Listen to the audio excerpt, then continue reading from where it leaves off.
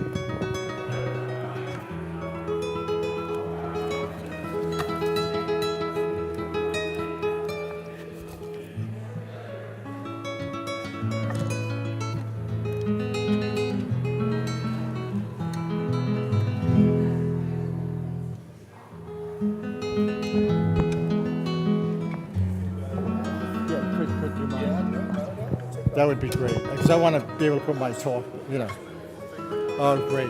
Thank you so much. I don't want to interrupt the video. No, don't worry. Hi.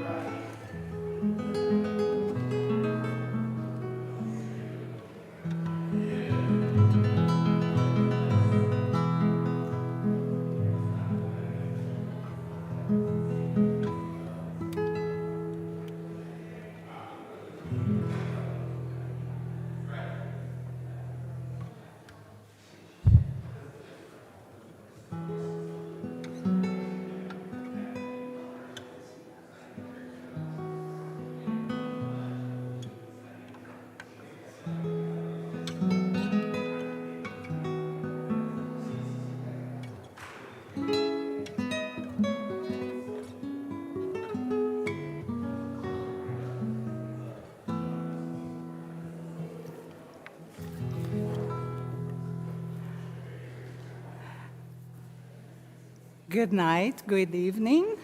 Bem-vindos e bem-vindas. Quero saudar a todos vocês que nos honram com a sua presença. I want to welcome you, each of you, who join us tonight.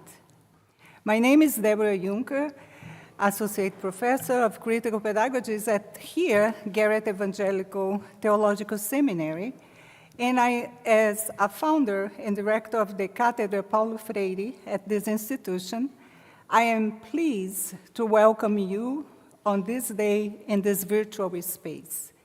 I especially want to greet our esteemed speaker, Dr. Henry Giroux, whom I will introduce later, as well as Professor Dr. Rania, Director of Teaching and Learning at Brunel University in London, and Donaldo Macedo, Professor Emeritus and Distinguished Professor of Liberal Arts and Education at the University of Massachusetts. It is an immense honor to have you here. I want to welcome all present here this evening, professors, our faculty, staff, and students of this institution. There are many names to name here, like too many, but without their help behind the scenes, their support, it would have been impossible to be here tonight. I welcome educators and friends who join us virtually. Your presence in this virtual space is a sign that we can unite our forces and ideals and together work for what is impossible individually. Before proceeding to consider the topic of this conference and introduce our guests of honor, I would like to highlight some particularities about the Catedra Paulo Freire, inaugurated here with the presence of Ana Maria Nita Freire in 2016. Catedra Paulo Freire is the first cathedra in the United States dedicated to Freire's legacy. It emphasized the influence of theoretical and practical insights into or on theology and religious studies. In a world that has experienced a growing religious fundamentalism, the Catedra seeks to be a dialogical space to collectively imagine how to expand and deepen our participation as people of faith, how to strengthen our commitment as theologians committed to justice, and how through our involvement we can contribute to build a world where everyone can belong. Mundo onde caibam todos e todas. Since the inauguration of the Catedra, we have welcomed distinguished educators who have provided us with new ideas, insights, and challenges.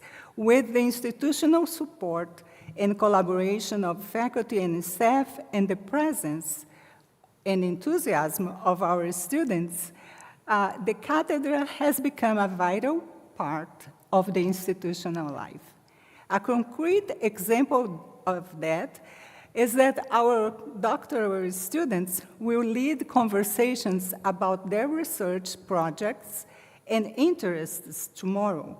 We are grateful of your time, dedication, and leadership at this space. And now I would like to invite President Javier Vieira to come here and to greet all of you. And before he greets you, I just want to name Nander Novaes, who is offering his gift tonight. Thank you.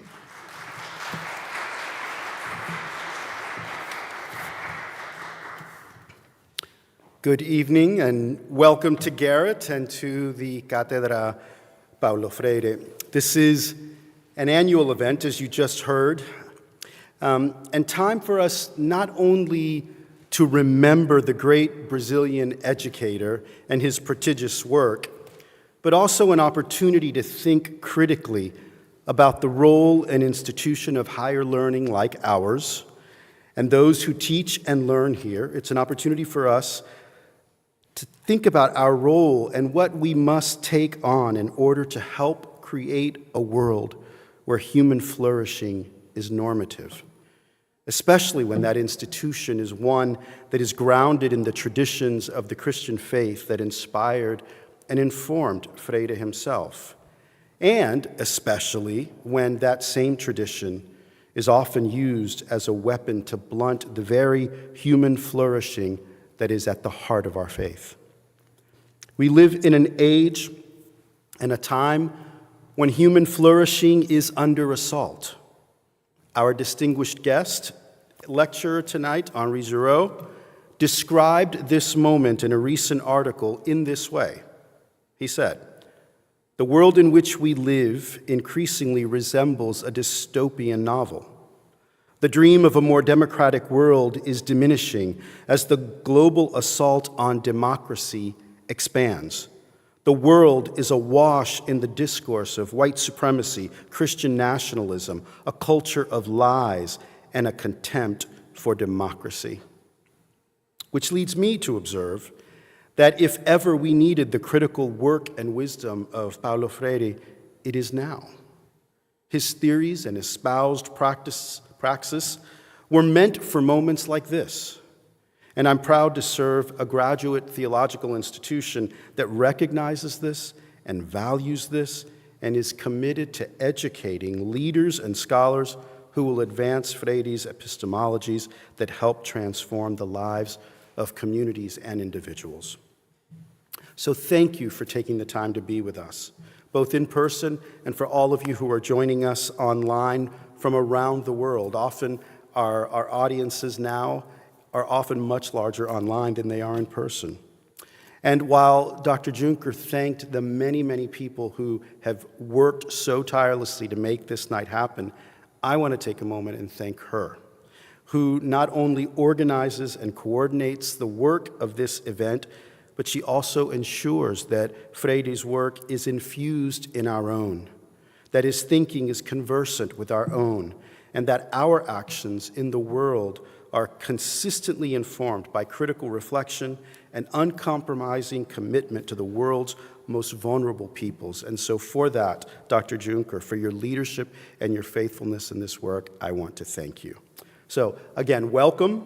I hope that this will be an event that will inspire, discomfort, and unsettle us, but that it is also one that will give us hope for what we together can accomplish in this world. Thank you.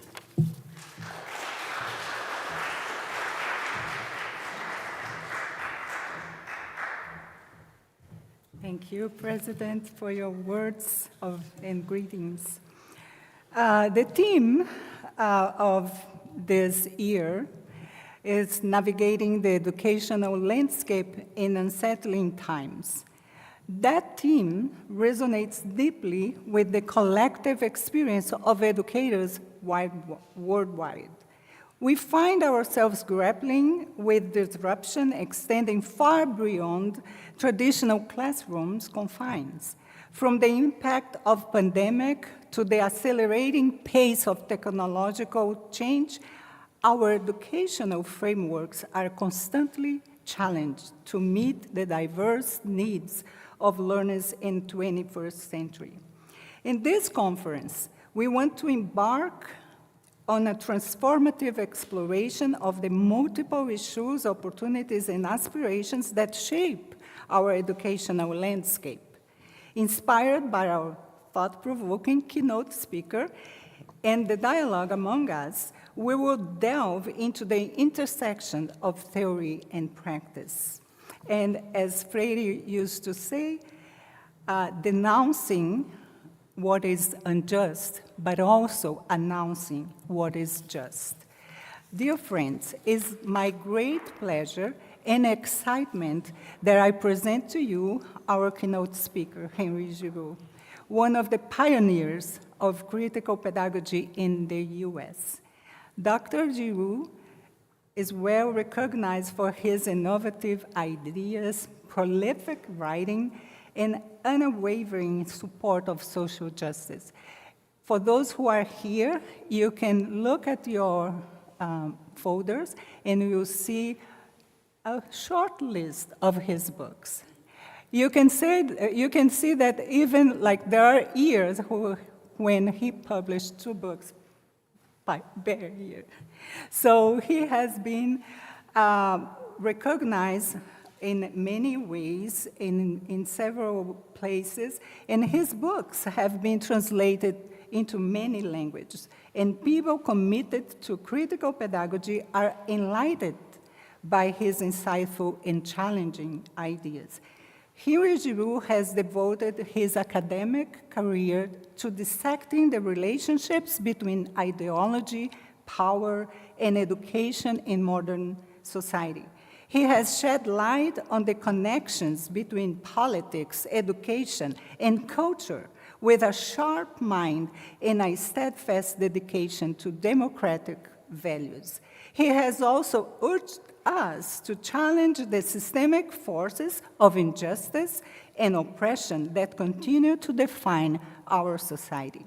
His reflections are especially pertinent in these turbulent times when authoritarianism is increasing and democratic norms are being undermined.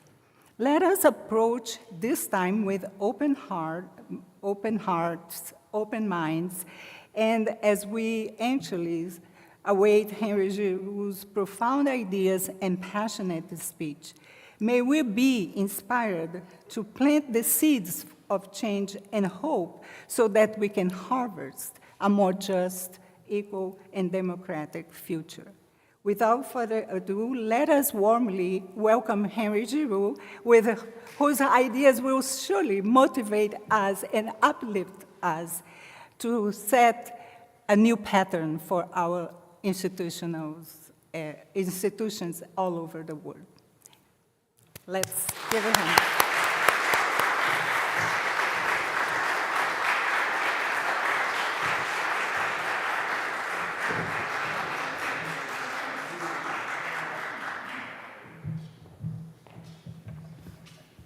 I really have an opportunity to speak. I really have an opportunity to speak in a setting like this, but I'm feeling a little alone. Could some of you move down? Would you mind? And getting a little closer? Then I have a better sense of the audience if you do that. That'd be great. Yeah, thanks so much. It's funny. I give a lot of talks, and you often get introductions that are about 10 seconds long, and they're probably generated by AI. And to have two introductions of this magnitude, it seems to me is so special that I want to just mark that moment and say thank you very much. That was very nice. That was wonderful, really. First, I want to thank Deborah and the Garrett-Evangelical Theological Seminary for inviting me. I'm truly honored to be here.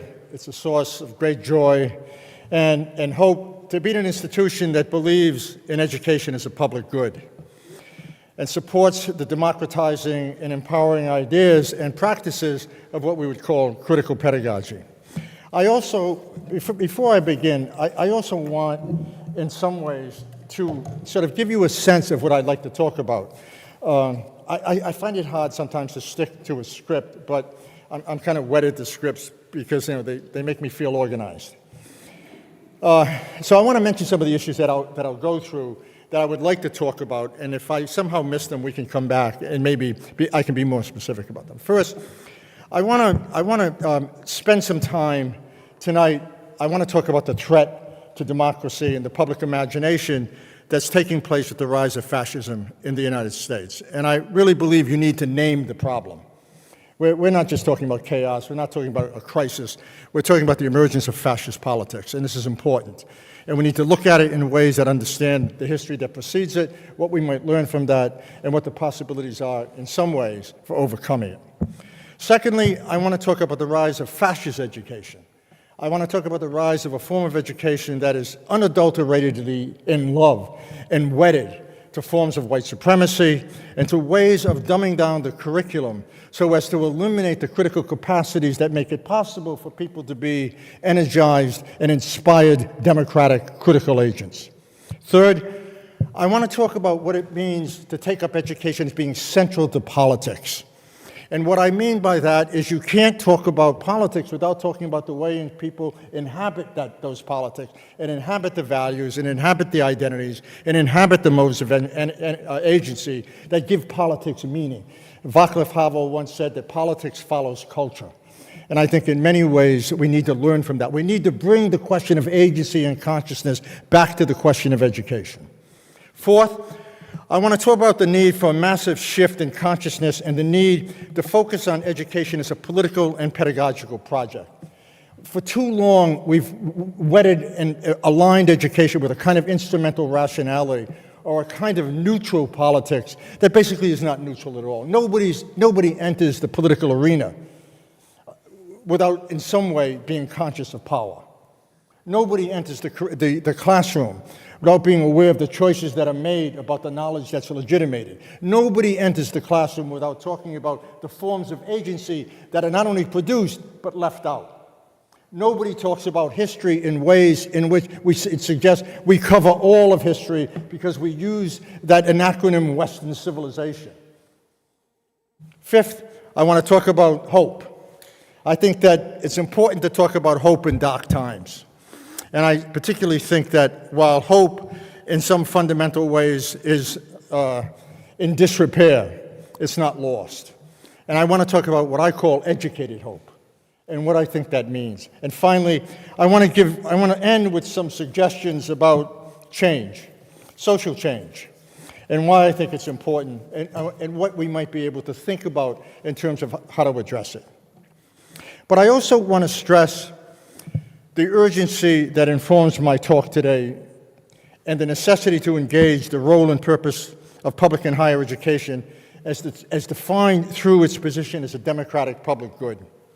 This is an especially critical, it seems to me, and crucial challenge in a time of tyranny, since it's necessary not only to defend education as a democratizing project, but also to enable it. The urgent nature of my concern is based on the claim that there is no democracy without an informed public. and no justice without a language and pedagogical practice that is critical of injustice. In a world increasingly shaped by emerging authoritarianisms, it has become more difficult to remember what a purposeful and substantive democracy looks like, or for that matter, what the idea of democracy might even suggest.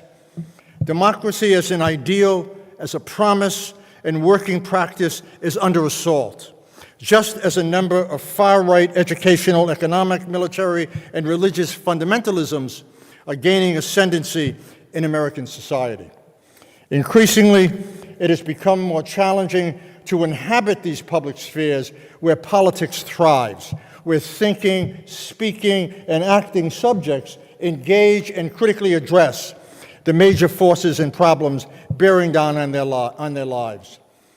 In this new moment in history, which too often resembles the nightmares of a fascist past, with its burning of books, the erasing of history, attacks on trans people, in support of white nationalism and supremacy, the question of how society imagines itself or what its future might hold has become more demanding, given the eradication of social formations that place an emphasis on truth, social justice, freedom, equality, and compassion. As a robust democratic space of the social is lost to the imperatives of commerce and the forces of authoritarianism, the view of education as a democratic public sphere and critical pedagogy as a project of empowerment is both being attacked and being devalued. Across the globe, democratic institutions such as the independent media, critical journalists, schools, the legal system, certain financial institutions, and higher education are under siege.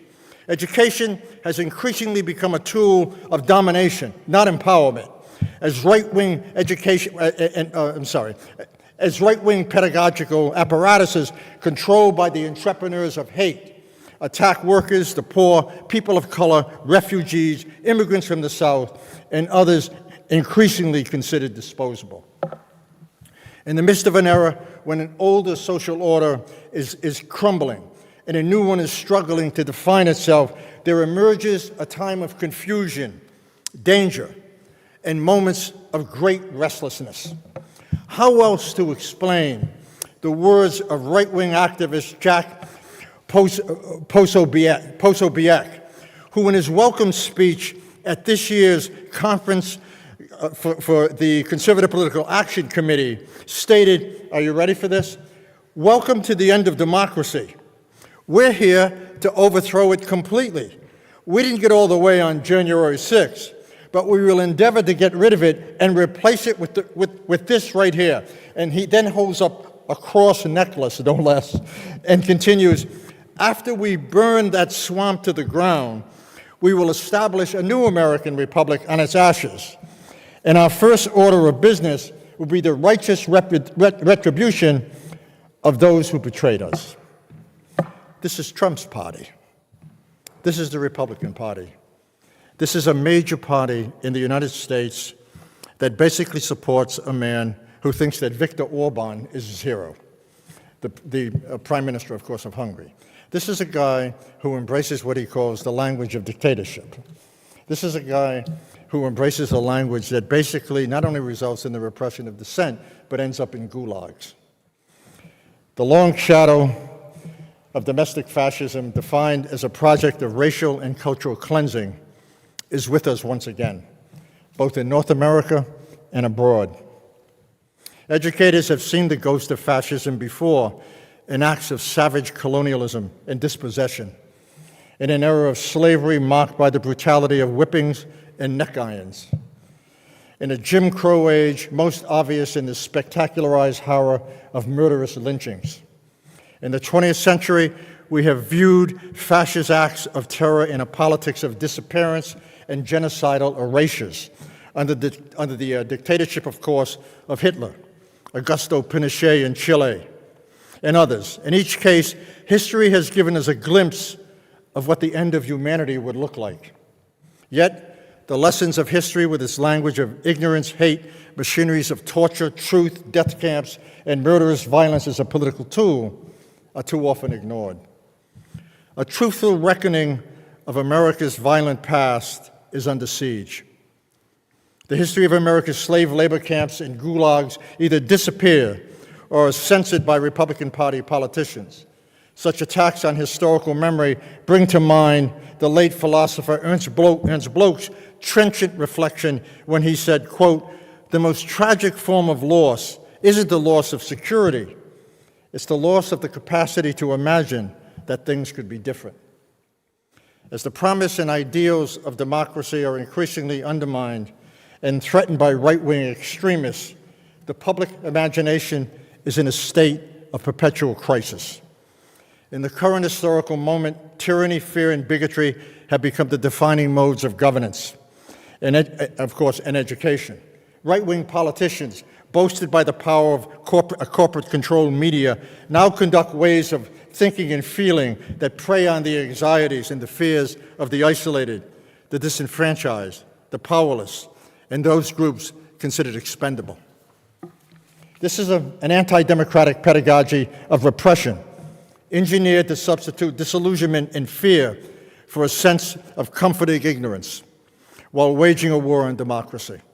In an age of gangster capitalism, the concentration of power in the hands of a far-right ruling elite has ensured that any notion of change regarding equality and social and racial injustice is tainted by the toxic thrust of white supremacy, which runs through American culture like an electric current. In the current era, what I call apartheid pedagogy, or forms of apartheid pedagogy, are attempts by the modern Republican Party to rewrite the narrative regarding who counts as an American. This whitening of collective identity is largely reproduced by reactionary attacks on diversity and race sensitivity training, critical race programs in government, undocumented immigrants, and issues dealing with racial inequality in the school curriculum. How else to explain that in Florida, teachers have to put a positive spin on slavery? It sounds like something out of like a Saturday Night Live, doesn't it? I mean, you think, what? Did I really hear that? How else to explain one Texas school district removing books from libraries to turn them into detention centers? They took away the books, and they now turn them into places where kids are disciplined. No books, but discipline. Very rare, I mean, not rare, very, very upfront, very, very clear. The message is not to be confused. That's for sure. Ideas don't count, but we can discipline you because you don't count. So the question of who counts now gets substituted around a kind of formula that should make us all terribly afraid.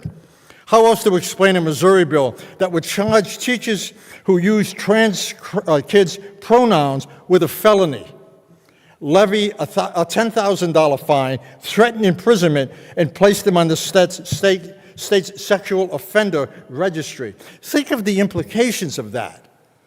A teacher who uses a pronoun that is supportive of transgender identity could be put on a sexual registry offenders list. Do you understand this? You know what that means? Do you have the sense that this person could never go near a school that's like within a mile's distance, would never be able to teach again, and would have his or her or their reputation entirely destroyed? These are the people trying to run public education in America. It gets worse. In Idaho, professors who teach, discuss, or write about abortion may now face up to 14 years of imprisonment. Coupled with those atrocious acts of repression and censorship is a mega party that is waging a war on anyone who doesn't want to conform to a white Christian nationalist notion of what it means to be a citizen. You know, I was born after Lincoln died, and I grew up during the McCarthy period. For those of you who are too young, that was a period where anybody who basically had any affiliation with the Communist Party was either fired or, you know, they could be brought before the committee, and if they refused to say that they objected to what the committee was doing, there would be a claim of perjury and they could be put in jail. But what they didn't do was they didn't try to control what was taught in schools. What they punished people for were being in organizations that they objected to. This is far worse. This is like nothing I have ever seen in 50 years of my work in higher education, in public education. 50 years. This is the worst threat I've ever seen.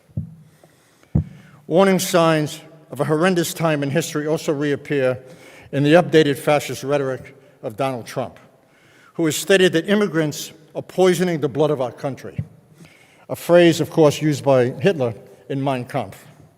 This is the language of white supremacists and neo-fascists, and its ideology is driving the banning of books largely about racism, trans people, and sexual orientation. This is a language of racial purity that gave rise to fascism in the past, both in the United States and abroad, and led to concentration camps. And it seems to me, what is so interesting about this in some ways is that this is a language that basically supports a guy like Viktor Orban, who once said proudly, not too long ago, that one of the reasons that people are responding to him so favorably, because he is called to eliminate what he called the mixing of the races. Donald Trump just hosted, as you probably know, right? Orban recently at that Florida, whatever it's called, camp for people whose minds are unburdened by a complicated thought, and called him a hero. He said that he's my hero. The current attacks on critical race theory, if not critical thinking, are one instance of the rise of an authoritarian pedagogy, and this is a pedagogy in which education is used in the service of dominant power to normalize racism, class inequalities, while safeguarding the interests of those who benefit from such inequities. In pursuit of such a project, far-right politicians impose a pedagogy of oppression, complacency, and mindless discipline. They ignore or downplay matters of injustice and the common good, and in fact are frightened by them, and rarely embrace notions of community and social responsibility as part of a pedagogy that engages in significant social problems. Indeed, it seems to me that instead of a civic education that enriches the public imagination, they endorse elements of indoctrination central to formalizing and updating a mode of authoritarian politics. The threat of authoritarianism has become more dangerous than ever. This authoritarian project is particularly evident in the U.S., as a number of right-wing governors have put into range a range of reactionary politics, of which the banning of books in many cases is what we're probably most familiar with. And regarding the banning of books, recently Jude Legume, to be quoted, said, "Across the country, right-wing activists are seeking to ban thousands of books from schools and other public libraries. Those promoting the ban, such as the controversial right-wing organization you've heard, of course, of Moms for Liberty, no irony there, have been labeled as a terrorist group by the Southern Poverty Law Center. Often claim that they are acting to protect children from pornography, but the bans frequently target books by and about people of color, LGBTQ individuals, and many of the books they claim are pornographic, such as the highly acclaimed Toni Morrison's The Color Purple and George Orwell's Animal Farm. Pornographic, yes, okay. Books that speak to repressive moments of the past, systemic racism in classic images and art, has also been, of course, censored in states such as Texas, Utah, Missouri, and South Carolina. A short list of these flagrant acts of censorship would include a Florida school district which banned a graphic novel version of Anne Frank's diary, the firing of a Florida principal for showing her her class an image of Michelangelo's David. Can you imagine if they ever went to a museum in Greece? What that would mean? I mean, they would probably fall apart. They'd be so disillusioned they wouldn't know how to deal with that. And of course, there's the censoring of Toni Morrison's The Bluest Eye.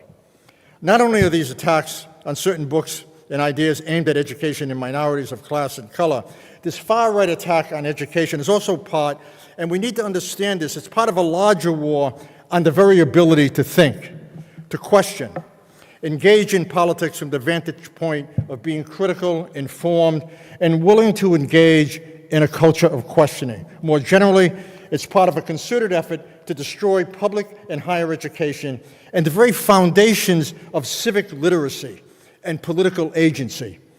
Under the rule of this emerging authoritarianism, political extremists are attempting to turn education into a space for killing the imagination, a space where it seems to me provocative ideas are banished, and where faculty and students are punished through the threat of force by virtue of harsh disciplinary measures for speaking out, engaging in dissent, or holding power accountable. Public and higher education basically are now set up in some ways as places of social abandonment. It's hard to imagine a more urgent time for making education central to politics. At stake here is a notion of education as a moral and political project rooted in the goal of individual empowerment and social emancipation. This democratizing view of education is not unlike what Pope Francis has called education's transformative pedagogical power to educate students to pay attention to grave social injustices, violations of rights, terrible forms of poverty, and the waste of human lives, to educate young people to be open to the most vulnerable and marginalized. This is a view of education that encourages human agency, one that is not content to enable people only to be critical thinkers, but also engaged individuals and social agents.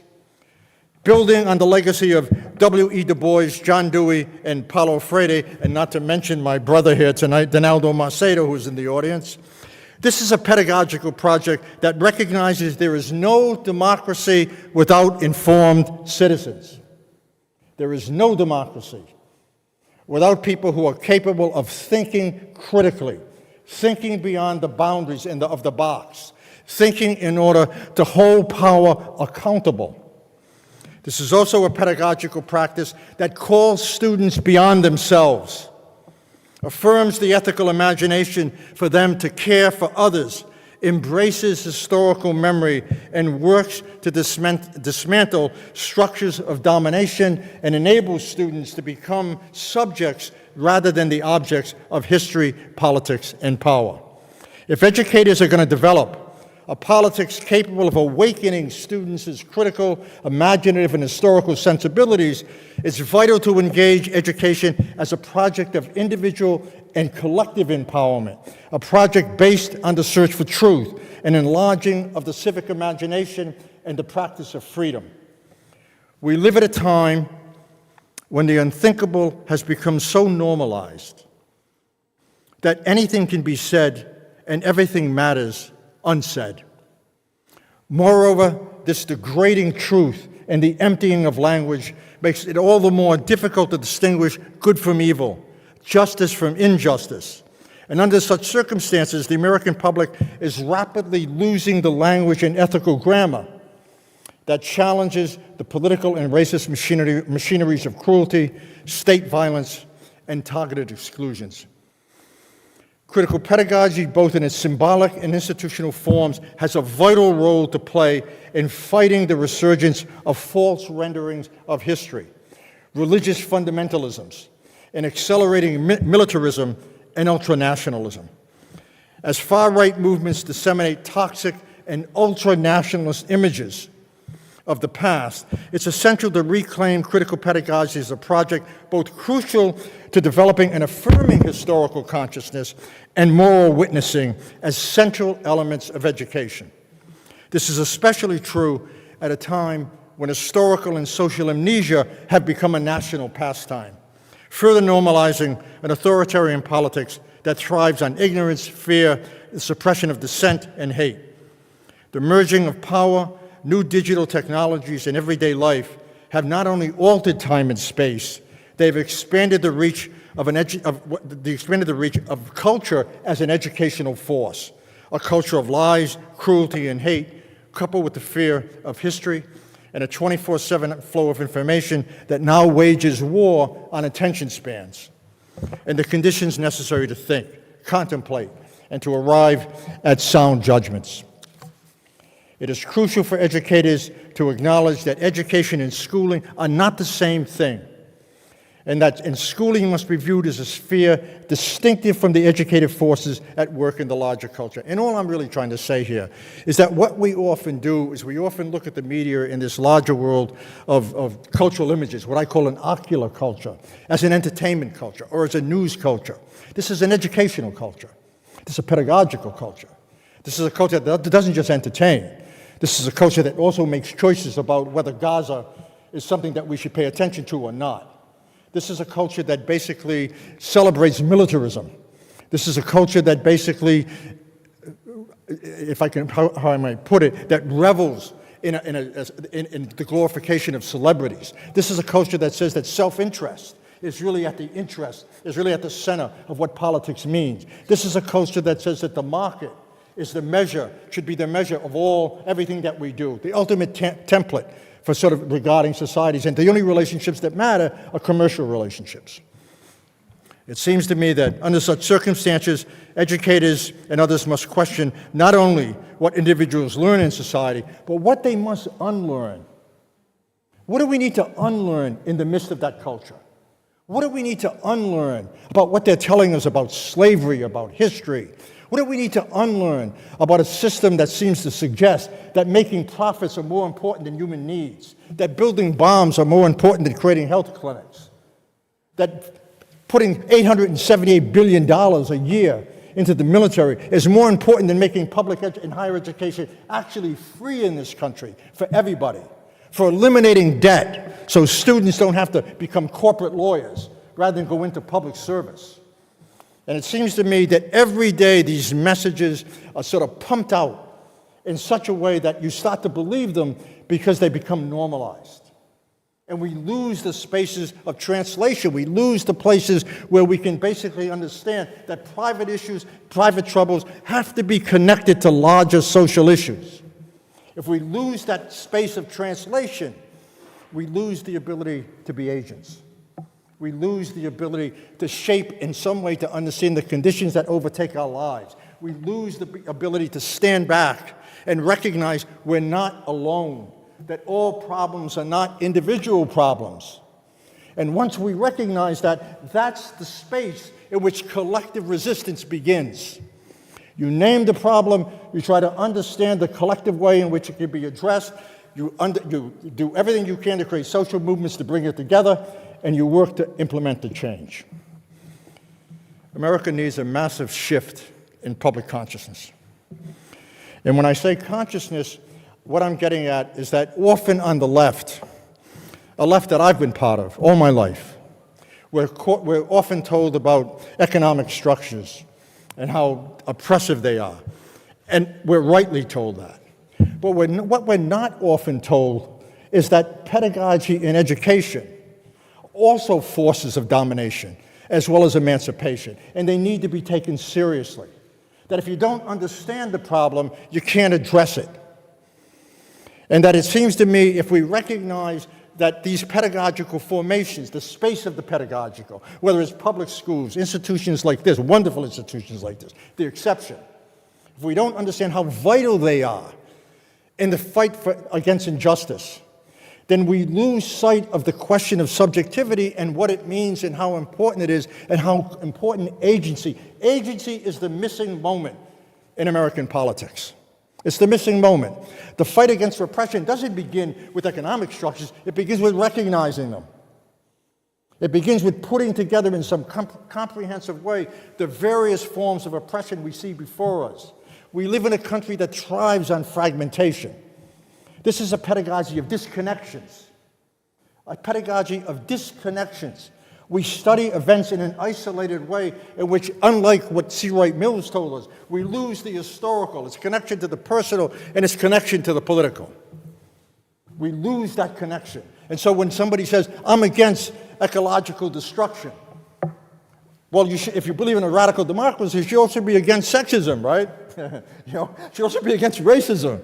You should also be concerned about taking away women's reproductive rights. You can't be an anti-racist and say, I support women's reproductive rights. We have to bring these moments together, both to understand their emergence historically, rightly recognize them as individual acts of oppression, but recognize that no individual act of oppression alone is enough. It's not enough. It's not enough to be an anti-racist and claim you believe in a radical democracy. And it's not enough to invoke social change, believing that any one social movement can do it. You need a mass movement that brings these institutions together. So a shift in popular consciousness, it would seem to me, if it's going to open up the space of translation, if it's going to open up the space of action, it has to in some way address how this question of politics, agency, history, and memory comes together. You know, it's funny, I'm still teaching. It's what my administration likes.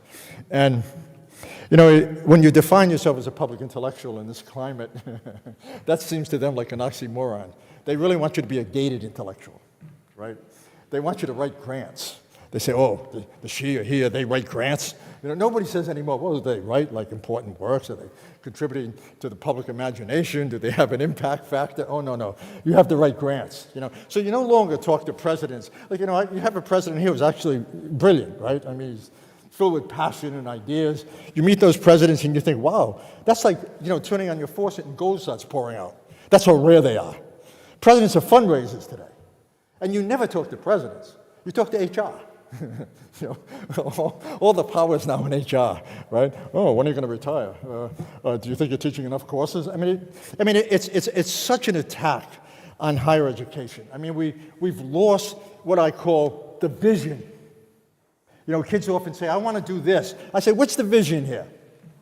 How does your vision of the good society, and I know this may be too demanding for some of you who are students here, but how is the vision of a good society, how does it link up with this project, right? What are the ethical sensibilities that inform this? What are the consequences in terms of the social relationships that begin to unfold? And in some ways, this ties in with something that I'm going to talk about now, that I have a great investment, you know, and it's in this question of hope and how it works at a time when hope seems to be at a loss. And for me, my phrase is educated hope, not just Disney hope. You know, Disney hope is another kind of hope, right? Or the hope of these kind of strange spiritualist types that in the face of massive forms of oppression say, like my mother, she'd say, oh, we'll just pray. I say, no, Mom, I don't think so. That's sweet, but, you know, I don't think that's going to get us as far as we should go. And so it seems to me that educated hope is different. And education, it seems to me, operates as a crucial site of power in the modern world. And critical pedagogy has a key role to play in both understanding and challenge how that power, knowledge, and values is deployed, affirmed, and resisted. And it seems to me that educated hope provides the basis for dignifying the labor of teachers. It offers up critical knowledge linked to democratic social change. It's a call not to overlook the onerous conditions that shape both schools and the larger social order, nor is it a blueprint removed from specific contexts and struggles. On the contrary, it's a precondition for imagining a future that doesn't replicate the nightmares of the present, but in some way looks to what it means to imagine a future that doesn't represent the present. Without hope, even in the darkest times, there is no possibility for resistance, dissent, and struggle. Without hope, there is no agency. And without agency, there is no hope. Hope expands the space of the possible and becomes a way of recognizing and naming the incomplete nature of the present. Such hope offers the possibility of thinking beyond the given. You have to think otherwise to act otherwise. As the great writer and novelist Eduardo Galeano once argued, we live at a time when hope is wounded, but it's not lost. As Martin Luther King, John Dewey, Paulo Freire, and Nelson Mandela have stated, there is no project of freedom and liberation without education. And that changing attitudes and institutions are interrelated. Central to this idea is the notion advanced by Pierre Bourdieu, who I am now quoting, but I've paraphrased earlier, that the most important forms of domination, not only economic, but also intellectual and pedagogical, and lie on the side of belief and persuasion. And he suggests, to get back to the issue of public intellectuals, that educators and academics bear a certain responsibility and acknowledge that the current fight against an emerging authoritarianism and nationalism, white nationalism across the globe is not only a struggle over economic structures or the commanding heights of corporate power, it's also a struggle over visions. It's a struggle over ideas. It's a struggle over consciousness and the power to shift culture itself. Any struggle for the promises of a democratic society will not take place if lies cancel out reason. Ignorance dismantles informed judgments, and truth succumbs to the demagogic appeals to unchecked power. As Francisco Goya once warned, the sleep of reason produces monsters. I want to conclude by making some suggestions, however incomplete, regarding what we can do as educators to save not only public and higher education, but to connect them to the broader struggle for democracy itself, what I call a radical democracy. First, in the midst of the current assault on public and higher education, it seems to me that educators need to reclaim and expand its democratic vision, and in doing so, align itself with a vision that embraces its mission as a public good. We need a language of imagined futures. We need to get rid of this language that simply suggests that all students have to do now is invest themselves and define themselves as human capital. We need to throw off this corporate language, this neoliberal nonsense that turns everything into ashes and has the smell of death about it, that seems to suggest that the only thing that matters in education is to learn how to get a job. Jobs matter. Of course they do. But that's not all that matters. You have to also understand how power works. You have to understand what it means to fight for a vision. You have to understand to make grammar, the ethics of grammar, a central concern about what kind of role you want to live in. It's not enough to learn how something works. It's more to begin to understand if it even should be there in the first place and what its consequences are. Secondly, we need to make good on the notion that there is no democracy without informed and knowledgeable citizens. We need to resuscitate what Donaldo Macedo and Paulo Freire did for years, which is to invoke the language of civic literacy. Civic culture matters. It matters. And when it's destroyed, the possibility for justice is destroyed. Ideas can't exist without institutions that support them. Civic culture is the space where those ideas thrive. It's the space where something happens that's unimaginable. It's the space where the imagination runs free. It's the space where justice can breathe. And we need to acknowledge that. Third, in a world driven by data, metrics, and fragmented knowledge, educators need to teach students to be border crossers who can think comprehensively, comparatively, and historically. We have to get away from these specialisms. We have to get away from the notion that we exist only in data banks. We have to get away from the notion that knowledge is at its purest when it's basically so limited and gated. We need to think in the way that the great intellectuals and public servants of the world have thought in the past, comprehensively. George Lukács, Marx, Gandhi, Martin Luther King. They didn't think in small, isolated ways. They thought through a vision that was comprehensive, that moved people. We need a language in which we can talk to people in ways in which they can recognize themselves. We need a politics of identification before we need a politics of economic structures.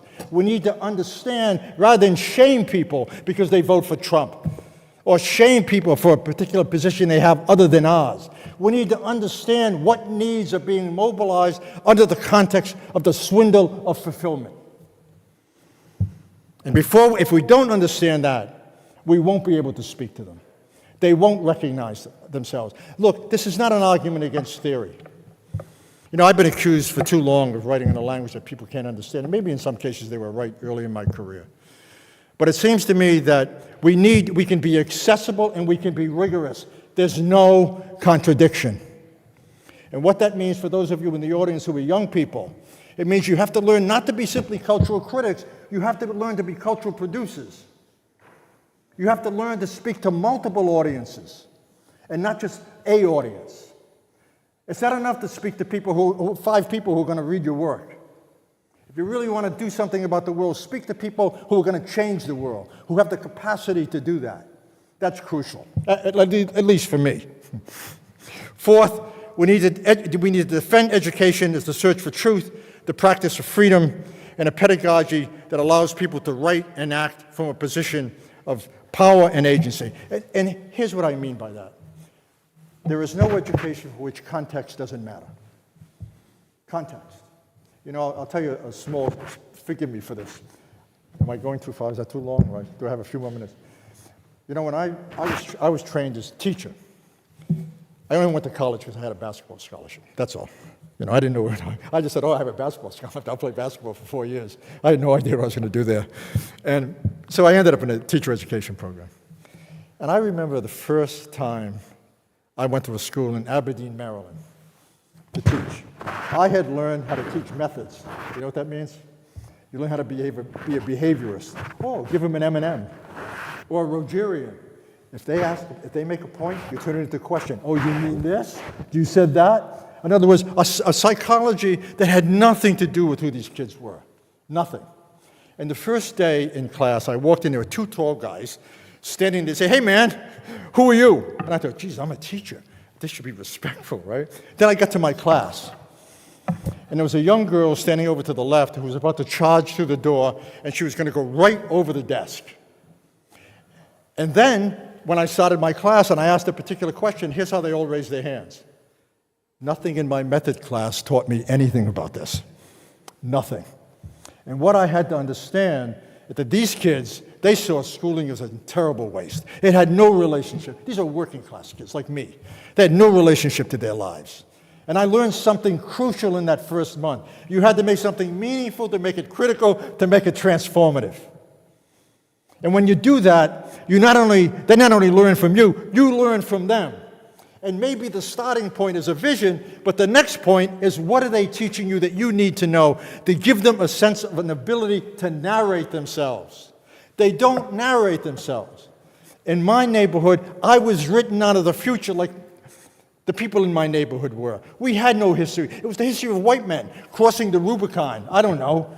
Nobody ever talked about unions. I grew up in a black neighborhood. We didn't talk about racial history. I grew up in a neighborhood where people talked about unions. Black and white people working together, in order to fight economic injustices. I never heard that in school. And the first day there was a test, I grabbed Emilio Natalizia and I pulled his chair over next to mine in a Catholic school. And I said, let's do the test together. And this penguin-like nun came running down from the front of the class and threw an eraser and hit me in the back of the head. Then I started to learn something. There was a hidden curriculum here. You never learn together.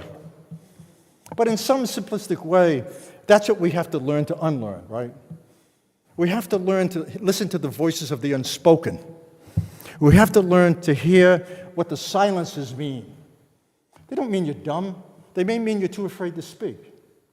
They may mean that you may know more than what's being said. It may mean that authority, in all of its sort of romantic dressing, is more oppressive than it is emancipatory. That's not easy. They don't teach you that in education classes today. And they didn't when I went to school.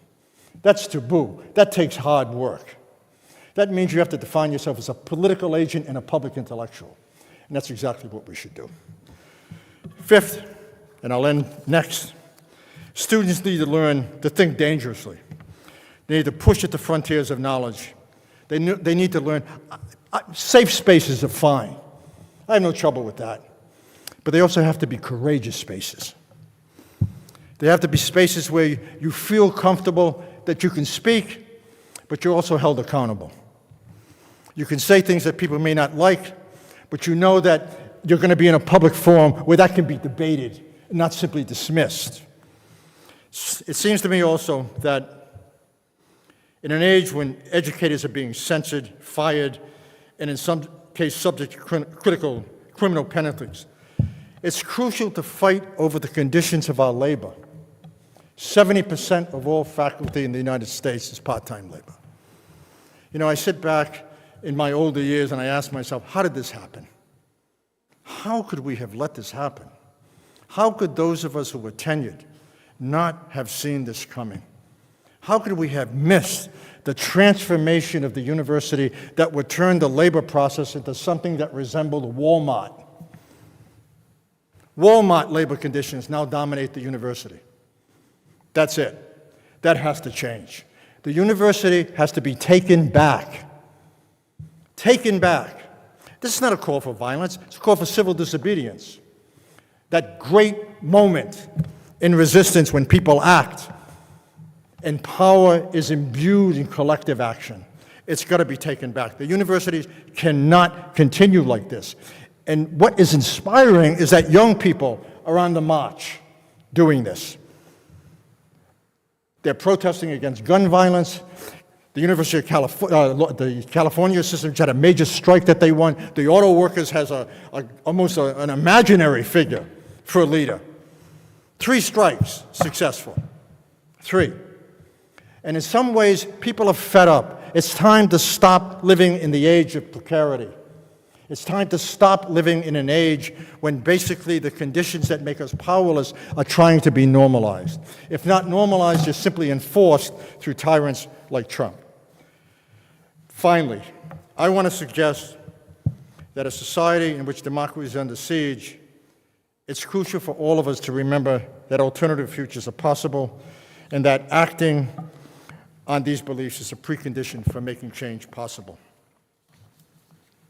Without hope, there's no sense of critical agency, and without agency, again, there's no sense of hope. At stake here is the courage to take on the challenge of what kind of world we want, what kind of future we want to build for our children. The great philosopher Ernst Bloch insisted that hope taps into our deepest experiences, and without it, reason and justice cannot blossom.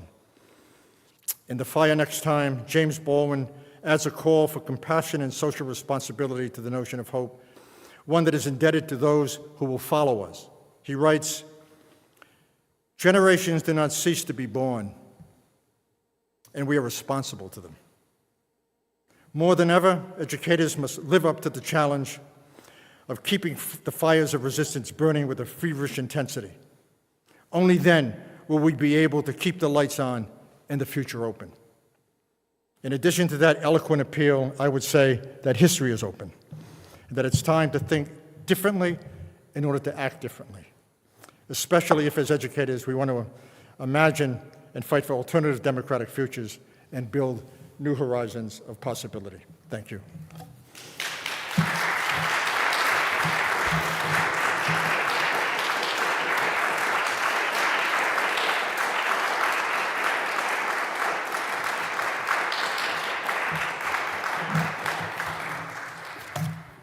Sure. Yeah.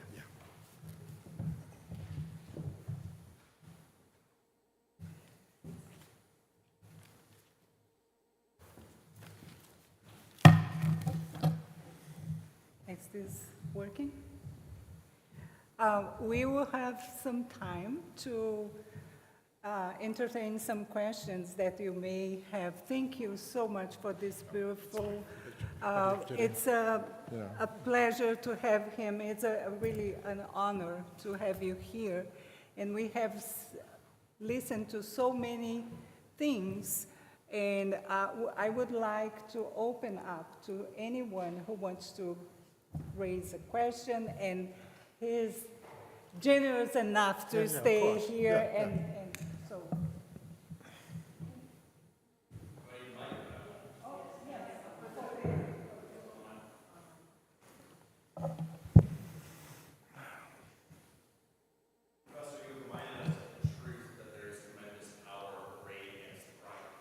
That mic, is it on? It's not on, no. Check. There we go. Yeah, okay. Fantastic. Professor, you've reminded us of the truth that there is tremendous power arrayed against the project of critical pedagogy. And you have told us that we should be afraid, and we are. If there is such tremendous power there, then this is to be an asymmetrical war. So how then would you counsel we fight? How do we fight the power that produces the wars that you're talking about? Yes, Is sir. that what you're saying? Right? Yes. Given the power disparity at play, how do we fight? I think there are a number of things. First of all, you have to make clear and make visible how that power is abused. That's the first thing. I don't think under any circumstances should we look at places like Ukraine or particularly what's going on in Gaza, and not speak out against it, against what I would call the normalized narratives that somehow are willing to justify people like Netanyahu, who, in my mind, is an enormous threat to the world, or Trump, or those people who make the claim that in the name of peace, all that matters is the apparatus of war. That's the first thing. The first thing is you need a language that makes this visible. You need to name the problem.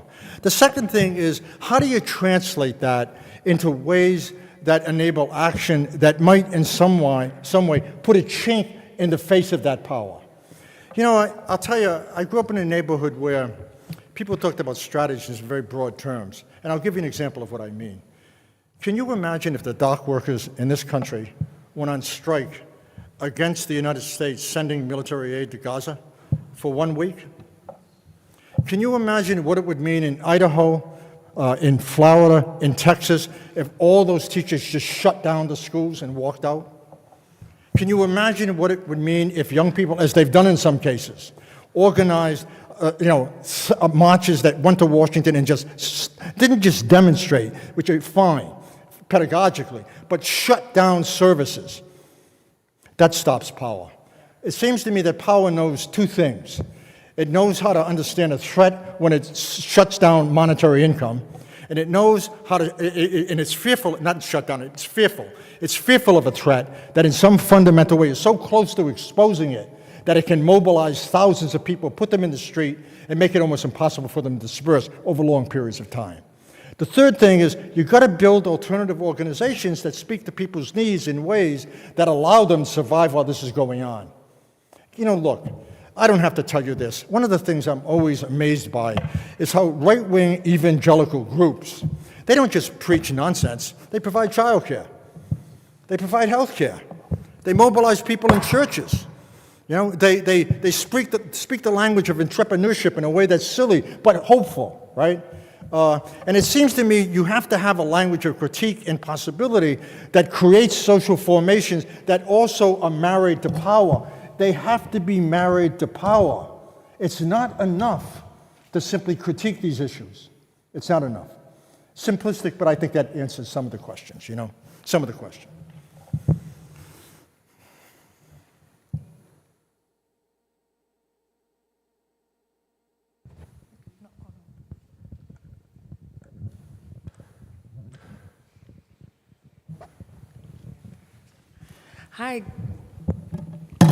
Hi, good evening.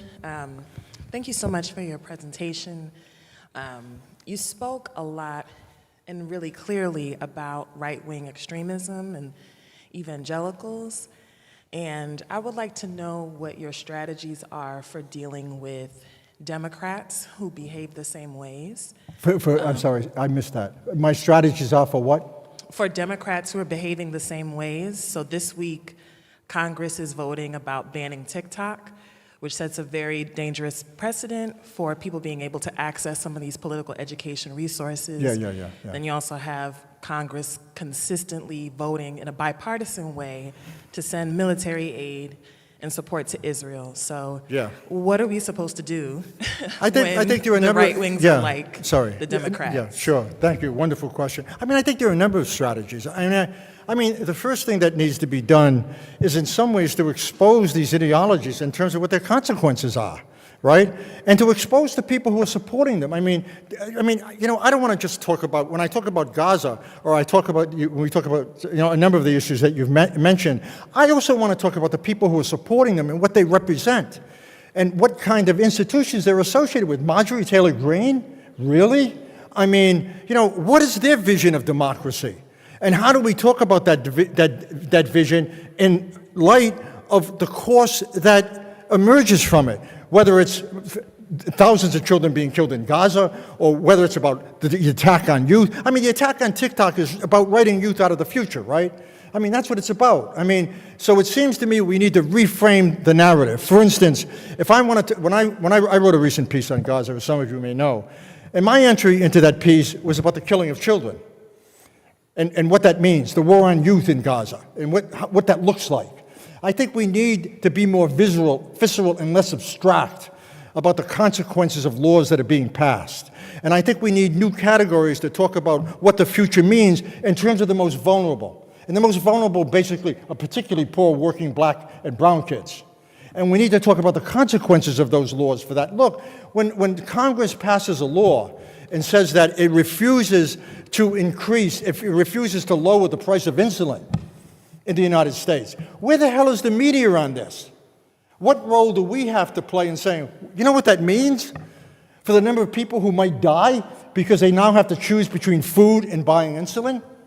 Do you know what that means for people who don't have the resources to get medical care? What bothers me about what you're mentioning in terms of the importance of the question it raises is that the everyday forms of microaggression that take place in the United States, in the global South, in Ukraine, in Gaza less so, it's just so outrageous, but the forms, this death-dealing machinery that impacts on people's lives every day, it doesn't attract the spectacular.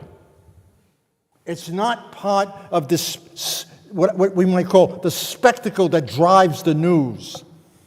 And so the question has to be raised, how do you make those issues visible? How do you mobilize people to do that? What are the sources that in which we can do it? How do we make power accountable at the level of everyday life? By pointing to particular policies in which people can recognize themselves. The language is too abstract. You know, the language is too one-sided. The language is too one-dimensional. The language normalizes power more than it exposes it. We've lost the ability to strategize about education in ways that would make it fundamental to the question of producing resistance. My friend Stanley Aronowitz used to say, we need new media outlets. We need to mobilize around the needs that people can recognize. We need to talk to people in a way in which they can feel themselves. We need to bring back the language of emotion. We need to, in some way, rethink, most of all, the language of inequality. If you're going to talk about an issue that matters and you don't talk about inequality, you've missed it. You've missed it. Inequality, economic, political, social inequality, and how it impacts on people in ways that make them voiceless and writes them out of the script of the good life. Not having to worry about time as a burden, but only see it as a luxury. Does that help? Yeah. Thanks. Great question. Very good, important question.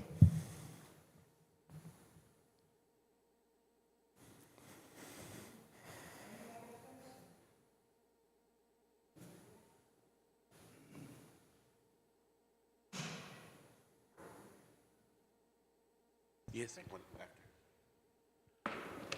Oh, thank you. I have a quick question because we're speaking a lot about democracy. And it appears to me that we are not in a pure democracy, but we're in a democratic republic. And so I'm wondering about the politics of representation or misrepresentation that are at work, and is part of the problem not democracy, but the republic, where people are being separated from their power and the responsibility by the process of elections. So I think that I don't want to talk about democracy as something that exists and doesn't need a definition. I want to talk about it as a promise and as an ideal. And then I want to talk about how that promise can be measured against, for instance, voter suppression acts. I want to talk about how that promise can be measured against massive economic inequality in the United States.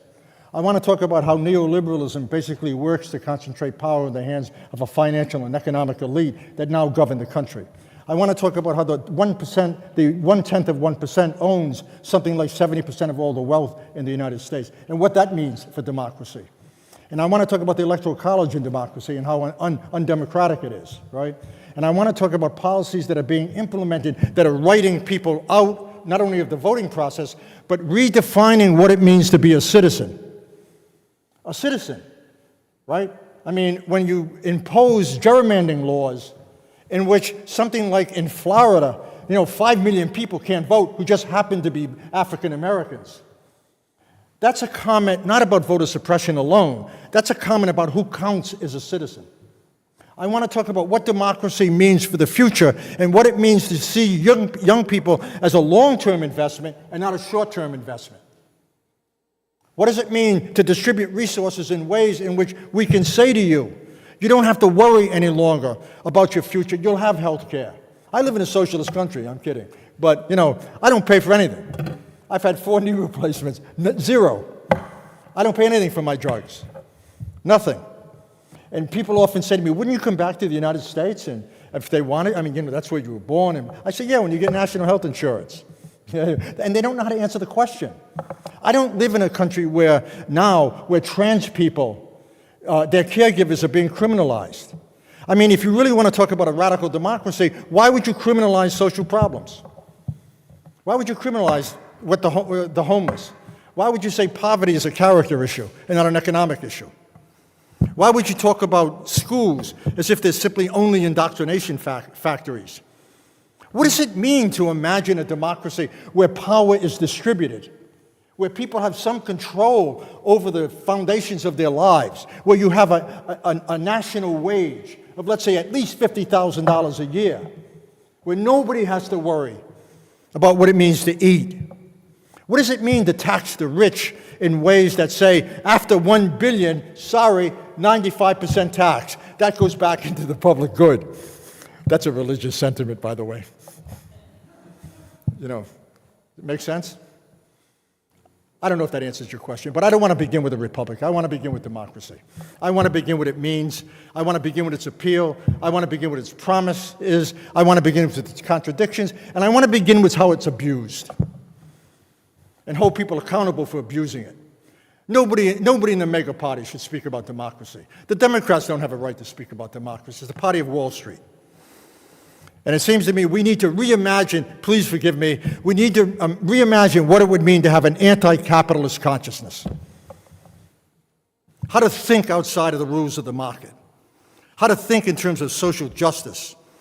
How to take the best teachings of our spiritual ancestors seriously in a wide range of faiths. Yes.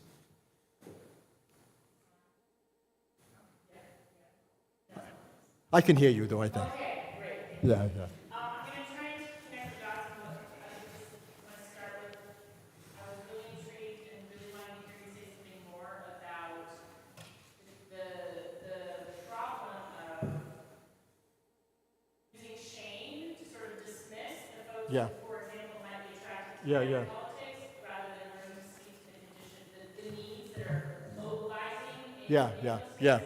Sure. And the connection I want to ask about is both that, but also how those of us who are doing education, activism, and organizing, it seems to me on the left, there's less and less space to be interested in doing that, which I happen to be, but also without then sort of ending up kind of caught on the left, kind of accused of coddling or hiding, underselling the kind of. When I say that I'm not really concerned about shame, doesn't mean that I'm unconcerned about labeling the acts that people do as either criminal or in some way amazingly abusive. That's not what I'm talking about, to say the very least. What I'm talking about is that we need a pedagogical intervention into understanding in some way the conditions that produce these people, right? We need to understand what that means in some ways. And that doesn't mean, for instance, that I'm going to talk to somebody in a mega group who just keeps saying, oh, Trump won the election, and everything else is bullshit, right? I'm not interested in that. That's not a starting point for me. But I think that what is a starting point is I don't want to psychologize the problems that we have to face that are economic, political, and social. I don't want to do that. I don't want to talk about Trump as being unhinged, or being psychologically deranged. That just covers up too much. Shame covers up too much because it has a tendency to collapse the political into the personal. And making people feel bad is not a starting point for politics. Making them held accountable for what they do, that's a starting point for politics. And I have no trouble with that whatsoever. Thank you. Okay. Thank you very much. Thank you.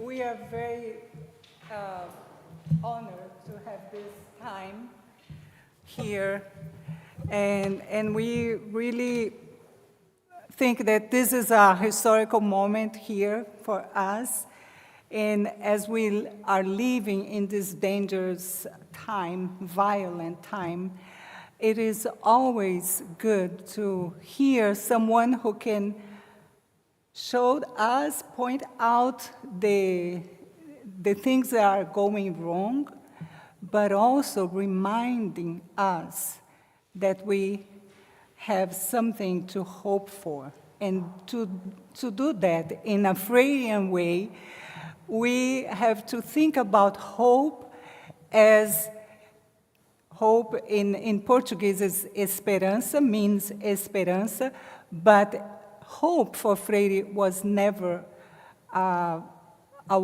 word only, was a verb. And to be able to hope from the verb and not just hope waiting that things will change. I think we heard tonight that we are agents of transformation. And if we embody hope, we can change the landscape that we are navigating right now. So thank you so much. And thank you all of you who are here with us and also those who are online. We hope that you have enjoyed, and those who are here, please come back tomorrow. Our student, we will have a time to talk and to have a more conversation, a dialogue with Henry Giroux, but also we have our students presenting in the afternoon hours. And I would like to invite our musician. He is a Brazilian, you can tell by the songs that he played before. He's a wonderful guitar player, and he is a former student of Garrett. And now he is doing his doctoral studies in music at Northwestern, and we have the pleasure to have you here. And he will dismiss us with a song. Thank you all. Thank you very much, Dr. Deborah Juncker. I prepared a 45 minutes program for you. No, I'm kidding. I'll share with you my arrangement.